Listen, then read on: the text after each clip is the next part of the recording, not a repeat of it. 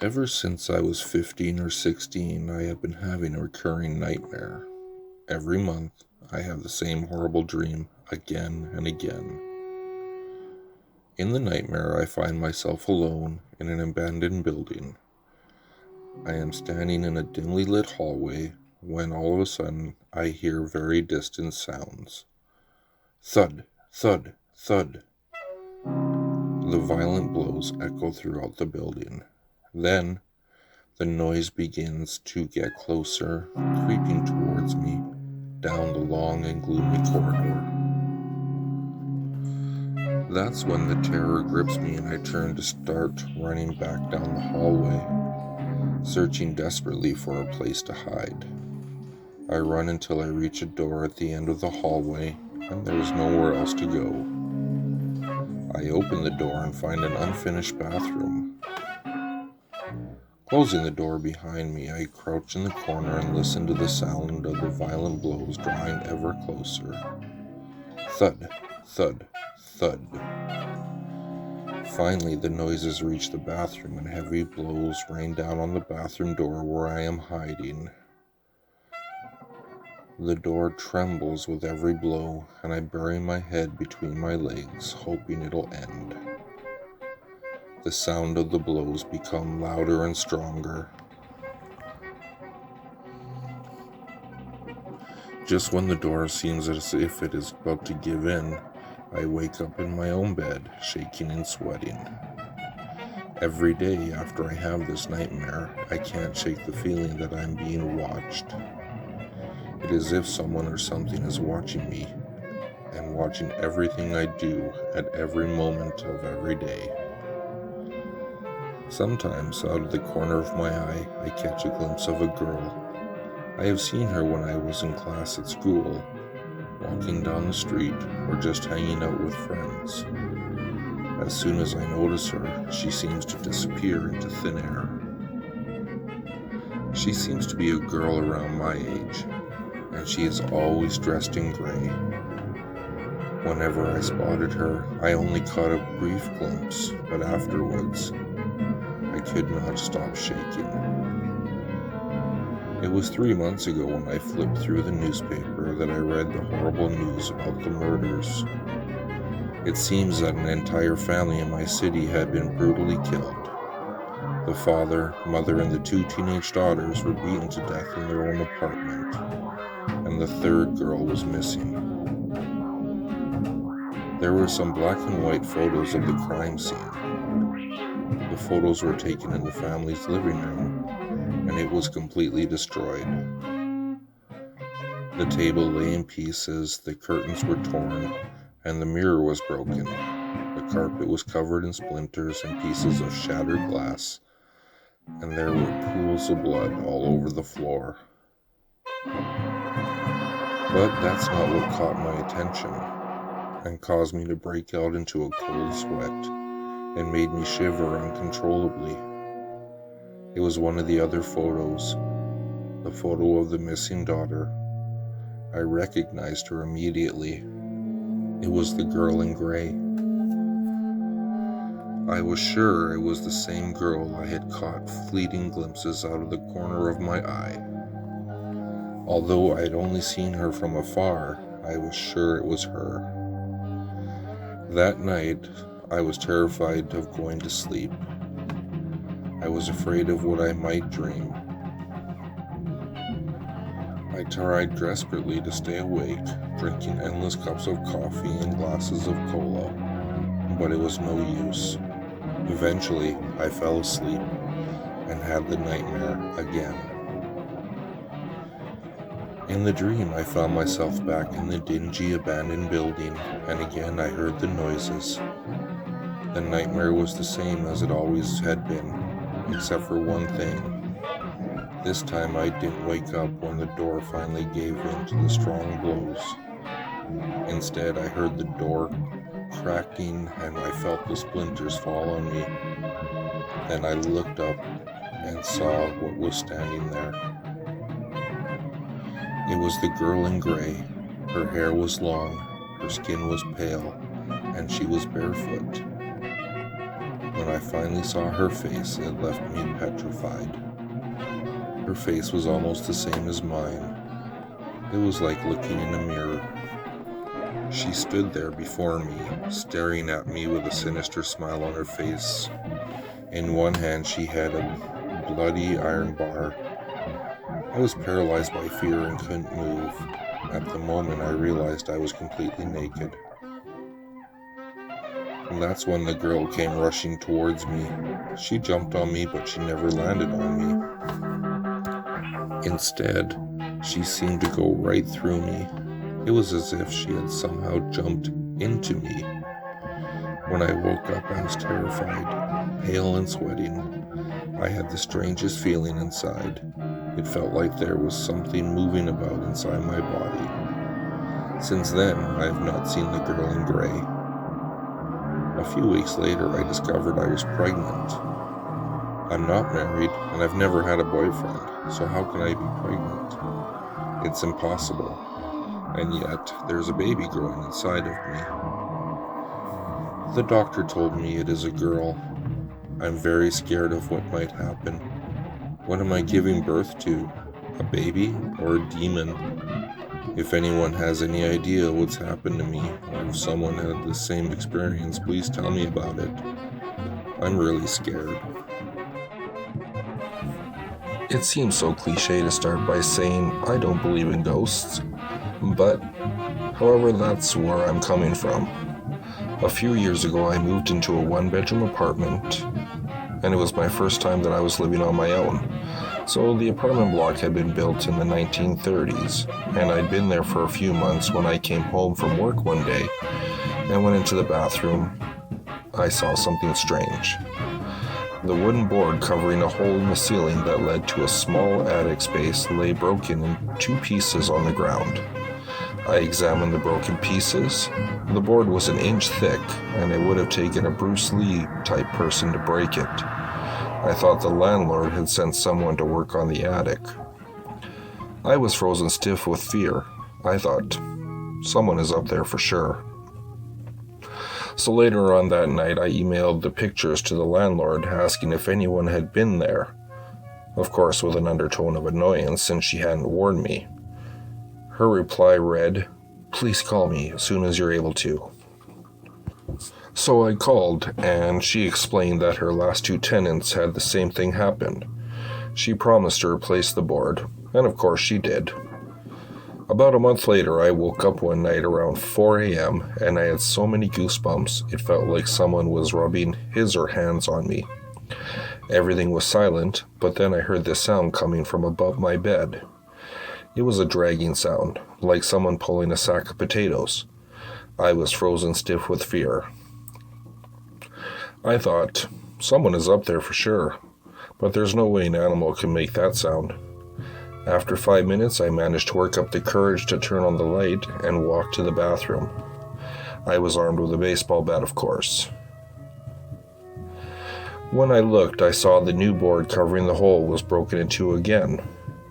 I felt sick to my stomach. The dragging sound had stopped, but then I heard something else. Whispering. The sound was clear and coming from the attic. It sounded like children's voices, and all I could hear was one sentence repeated over and over again. "It's your turn.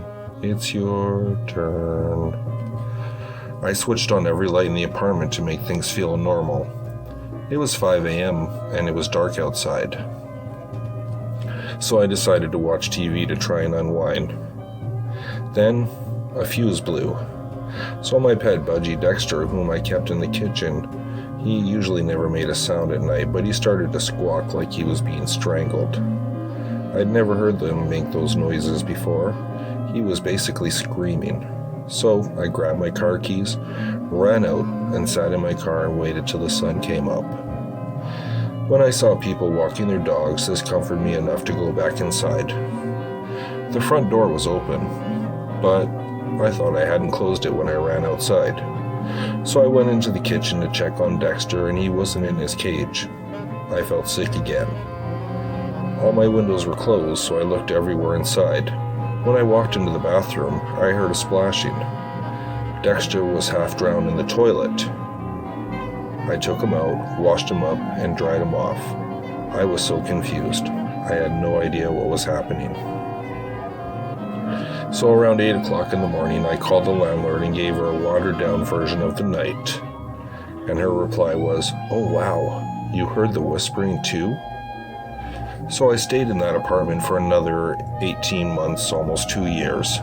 I did hear the whispering on a few occasions, and twice the board covering the hole in the ceiling had moved.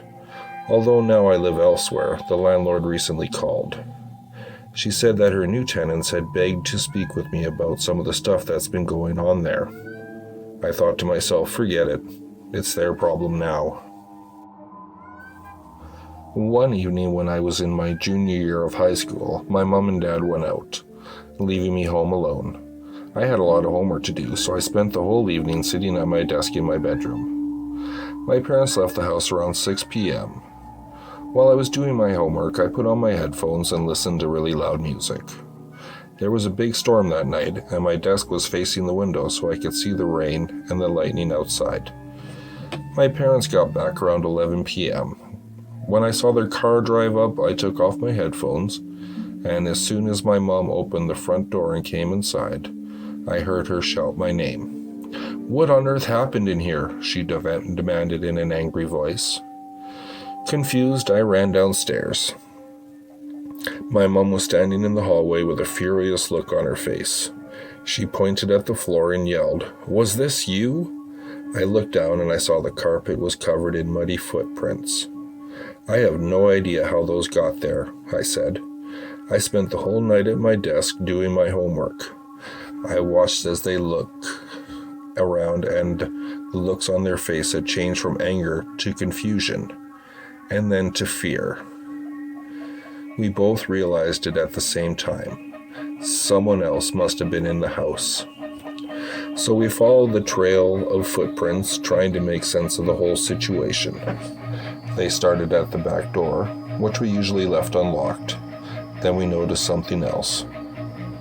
The footprints may have started at the back door, but there was no trail of footprints leaving through the back door. All of a sudden we heard something, a really loud pounding noise that echoed throughout the house. Then the sound of the front door being wrenched open and slammed shut again. Wham! We all ran into the garage and locked the door behind us. My mom took out her cell phone and called the police. "Please come quickly," she shouted. "Someone's in our house." After what seemed like hours, a patrol car arrived with 2 police officers, a male and a female. One officer stayed with us in the garage while his partner went through the house, searching it room by room. When she came back, the female officer told us that there was nobody in the house and it was safe to go back in. As we were all breathing a sigh of relief, she asked, "Whose bedroom is upstairs on the left?" My parents looked at me. "Well, that's my bedroom," I told the officer. She asked us to follow her. As we walked through the house, we could see the trail of muddy footprints leading from the back door, through the living room, through the hallway and up the stairs, into my parents' bedroom, and then towards my room. They stopped at my doorway. The female officer pointed at my door, which had been open the whole night, but scrawled on it in black marker was the following: 8:47 p.m. I see you. 8:53 p.m. You forgot to lock the back door. 8:59. You seem focused. 9:24. Turn around. 9:47. Look at me. 10:15. Look at me. 10:37. Look at me. 10:49. Look at me. For more than 2 hours, someone had been standing in my doorway, watching me. To this day, I still shudder to think what would have happened if I had actually turned around. On the morning of her birthday, Lucy's mother woke her up and told her a package had arrived in the mail, and it was addressed to her. The girl hurried up and unwrapped the package and was horrified at what she found inside. It was the most disgusting old doll she had ever seen. It was completely bald, and its skin was cracked and caked in dirt. The worst thing of all was its teeth. They were long, pointy, sharp, and beastly. They looked like some sort of animal's fangs. With a shiver, she took the doll and threw it in a corner. Her mother scolded her, telling her that someone had gone through a lot of trouble to send her that antique doll. Her mother told her she had better appreciate it. Lucy tried to protest, but her mother would not listen. She forced the young girl to keep the doll. So, to put her mind at rest, Lucy stuffed the antique doll into the little cupboard under the stairs, behind a pile of shoes where she wouldn't have to look at the ugly, evil little thing. It was not until a few nights later, when Lucy was laying in bed and she heard a noise, a shuffling sound, which went on for about 5 minutes. Then a brief dragging noise, and finally a scuttling like footsteps walking very fast. By now Lucy was shaking her head in bed with fear, unable to move. Then she thought she heard a faint, raspy voice whispering quietly from downstairs. Lucy always slept with the door open and the landing light on, as she was a little scared of the dark. She heard the voice say, "Lucy, I'm on the first step," and then a loud scrabbling noise again, as whatever was speaking apparently turned tail and returned to its place of hiding. Lucy was so scared that she didn't sleep a wink that night, but laid in fear until the break of dawn, when her mother got her up for school. Lucy tried to explain to her mother what had happened the night before, but she was so tired that when her mother passed it off as just a dream. She began to believe it might be the case, but of course it wasn't. Lucy had begged her parents to let her throw the antique doll in the garbage, but insisted that it was a present and that she had to keep it. So Lucy reluctantly went back to bed, telling herself that it had only been a dream. She checked the cupboard under the stairs, but the doll was exactly where Lucy had left her that night. Lucy fought sleep, but she eventually drifted off, even though she had fought to stay awake. Presently, the deep, disembodied voice woke her up again. She wondered if she could only hear it in her head. "Lucy, I'm on the 4th step," it said. Then came the scuffling noises, and the voice didn't reoccur that night. Lucy was crying by now, and again, she didn't sleep that night. At school, Lucy told her friends about the doll, and of course they laughed at her. Lucy could only think that if the doll was climbing 4 steps at a time, that there was only one more night to go. That night, Lucy decided to shut her bedroom door. When her mother turned out her light, she asked why Lucy was no longer scared of the dark. Lucy replied that she was, and could she leave her light on instead of the hall light. But her mother pointed out that her bedroom light was so bright that it would keep her awake, and she said no. Therefore, Lucy agreed to just sleep without a light.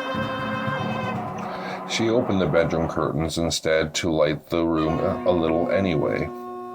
Just as she began to doze, she heard the noise, and the voice came. Very, very clear this time. "Lucy, I'm on the top step." In the darkness of her bedroom, Lucy heard a click and trembled with fear. She wasn't sure, but she thought she could see her bedroom door opening very, very slowly. The next morning, Lucy's parents found her body at the bottom of the stairs. They guessed that she had been on her way to the toilet during the night, and in the darkness slipped and fallen down the stairs, breaking her neck. The antique doll was found beside her body and was buried with Lucy. Everyone said what a tragedy it was. "She loved that doll," said her mother. "Now they can be together forever." I want to tell you about a girl and a doll. I know what you're thinking. You've heard this story before. A little girl wants a doll, someone buys it for her, and then the doll goes mental and kills everyone. Well, you're wrong. This is a different kind of story. It happened back in 2009 when I was 16. One day, as I was walking home from school, I noticed that a new family had moved into the house at the end of my street. They were a young married couple and they had a little daughter who looked like she may have been around 6 years old. She wore a white dress, white socks, and black shoes, and her hair was long and black, and she was holding a doll in her arms. The doll had on a white dress and also had long black hair. In fact, it looked almost exactly like a miniature version of the girl. Every day on my way home from school, I saw the little girl. She was always sitting there outside her house, cradling the doll in her arms and watching me as I passed by. There was something about the way she stared at me and the cold, dark look in her eyes that really unnerved me. At night, I couldn't sleep. I was plagued by the very strange dreams and woke up in a cold sweat. I can only vaguely remember the dreams, but they all involved the girl and the doll. This went on night after night, and the lack of sleep had left me exhausted. There was an old lady who had lived next door, and she was very inquisitive. She was one of these old women who knew everything about everyone, and she was always eavesdropping and sticking her nose into other people's business. One day, as I was walking to school, she grabbed me by the arm, and in a hushed tone, she said that she had something to tell me. She wanted to talk about the family who moved into the house at the end of the street. "You don't want to mess with them," she told me. "They're not good people. I've heard that they're always on the move and never stay for very long. And that daughter of theirs, did you know that she's adopted? She's not right in the head either. I've heard rumors that she's the offspring of the devil, and the doll she carries around is not a doll at all, but a demon made in her image." I just rolled my eyes and walked away, dismissing it as the idle gossip of a crazy old woman. But oh, how silly I was. How I wish I had listened to the warnings of that crazy old lady. A few days later, there was a knock at our front door. When I answered it, a young woman was standing there. She was the mother of the little girl with the doll. "Hello," she said. "I'm your neighbor, and I'd like to ask you to do me a favor." "Sure," I replied. "What is it?" "Well, something unexpectedly came up," she said, "and I have to go on an errand, and my husband doesn't get home from work until later. I'll only be gone a few hours, but I need someone to look after my daughter while I'm gone. I know it's short notice, but could you take care of her?" "Well, of course," I said. "What's your daughter's name?" "Her name is Lisa," the mother replied, "but we need to leave now, so if you don't mind." I followed the woman to her house, and I waited while she rushed upstairs. When she returned, she was leading the little girl by the hand. As soon as I saw her, I was taken aback.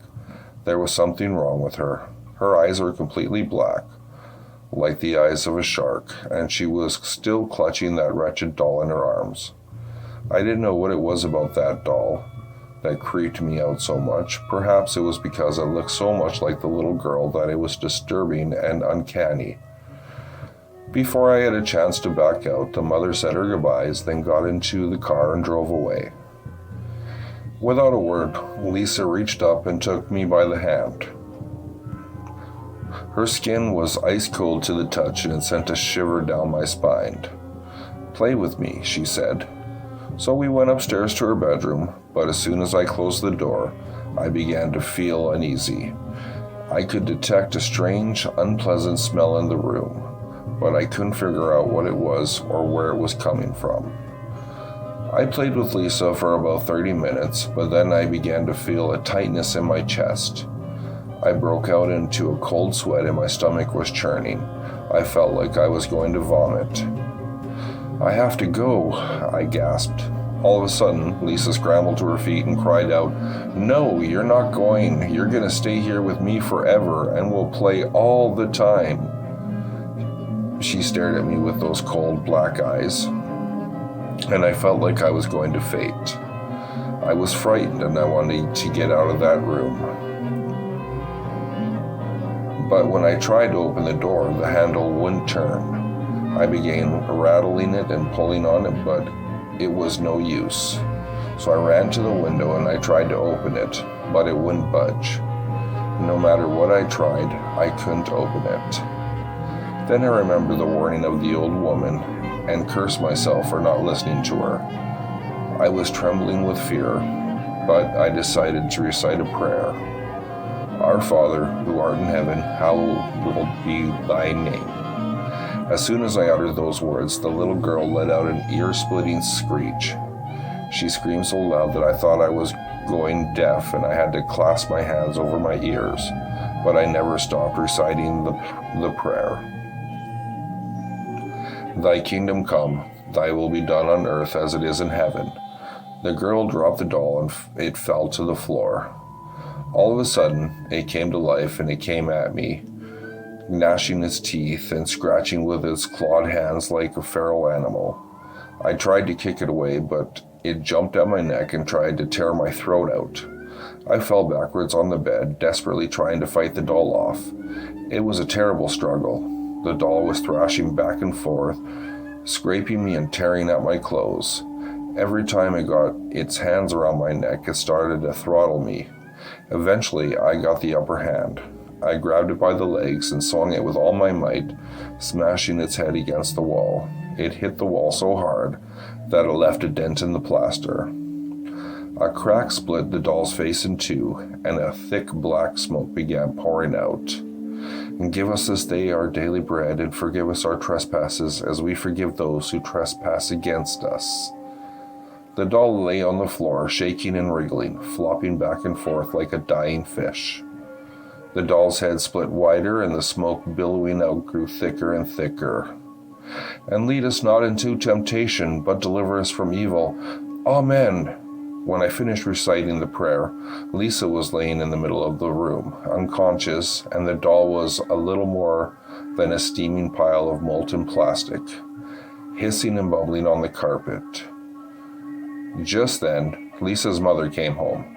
She ran upstairs and burst into the room, demanding to know what happened. I tried to explain, but I couldn't get the words out. I threw up all over the floor. When Lisa regained consciousness, she said that she remembered nothing. Nothing at all. I looked into her eyes. The blackness was gone, and there was a bright, vibrant shade of blue. 3 years later, when she was only 9 years old, Lisa died suddenly. She had drank an entire bottle of bleach, and it corroded her insides. She died in tremendous pain, screaming and crying in agony as her organs slowly broke down and dissolved. The doctors ruled it an accident, but everybody suspected that she had taken her own life. Her parents were devastated.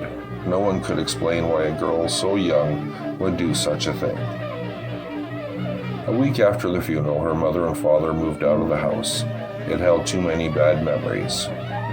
As they were going through Lisa's bedroom and packing up her belongings, they found something glued to the back of her mirror. It was a photo of Lisa and the doll. On the other side, written in a childish scrawl, was a message. She has returned to us. For those who answer our call will be damned forever.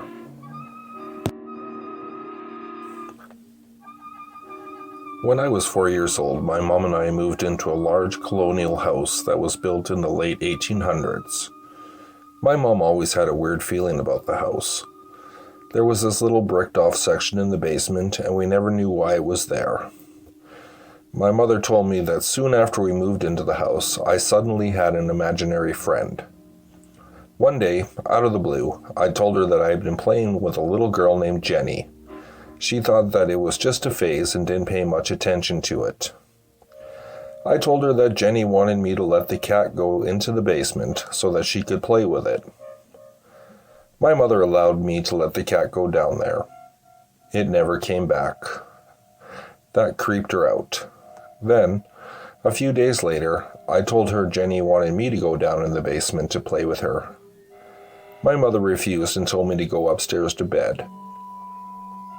I did, and when I woke up the next morning, I had deep scratches on my back and legs. my mom decided to research the history of the house. She found an old picture of the house and the family who used to live there. She showed me the picture and asked if I recognized any of them. There were 7 little girls in the picture, and, without hesitation, I pointed to one of them. The name of all the family members were written on the back. The girl I had pointed to was named Jenny. My mother got scared because during her research, she had discovered that the girl named Jenny had gone down into the basement one day and was never seen again. The family never found her and they moved shortly after that. After I identified the girl in the picture, it was all way too much for my mom to handle. We moved out of the house and found somewhere else to live. When I was 18, my mom told me about what had happened in that house. It still scares me to think about it.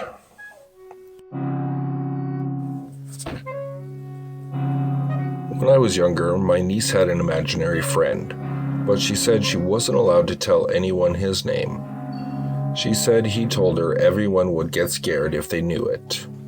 But we kept asking her, and she would never tell anyone the name. Then one day, her mom and I were in the hallway, and my niece didn't realize it. She was talking to her imaginary friend and called him by his name.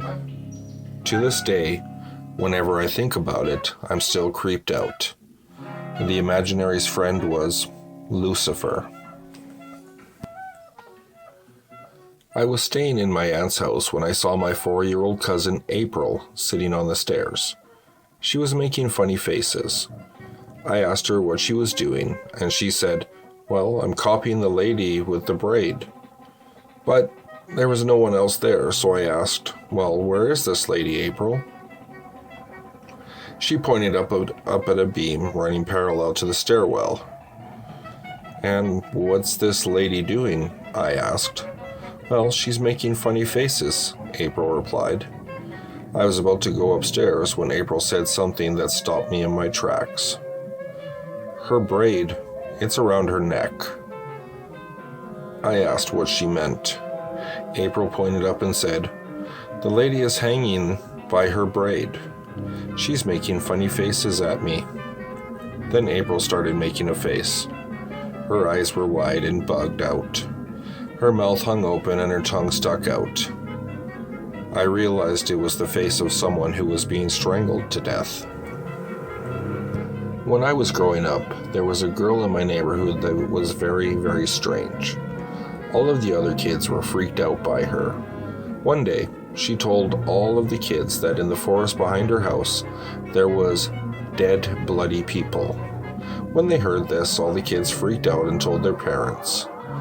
Their fathers had to go out and search the forest just in case. But all they found was candy wrappers and empty beer bottles.